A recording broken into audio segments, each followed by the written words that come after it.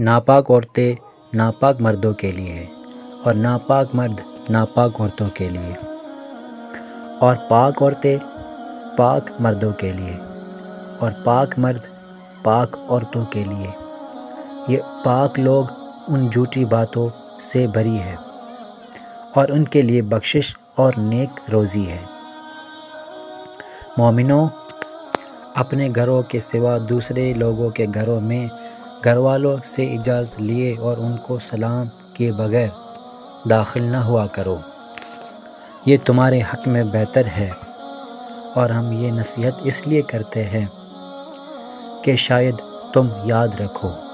پر اگر تم گھر میں کسی کو موجود نہ پاؤ تو جب تک تم کو اجازت نہ دی جائے اس میں داخل نہ ہو، اور اگر یہ کہا جائے اس وقت لوٹ جاؤ تو لوٹ جایا کرو، یہ تمہارے لیے بڑی پاکیزگی کی بات ہے، اور جو کام کرتے ہو اللہ سب جانتا ہے۔ ہاں، اگر تم کسی ایسے مکان میں جاؤ جس میں کوئی نہ بستا ہو اور اس میں تمہارا اسباب رکھا ہو تو تم پر کچھ گناہ نہیں، اور جو کچھ تم ظاہر کرتے ہو اور جو پوشیدہ کرتے ہو اللہ کو سب معلوم ہے۔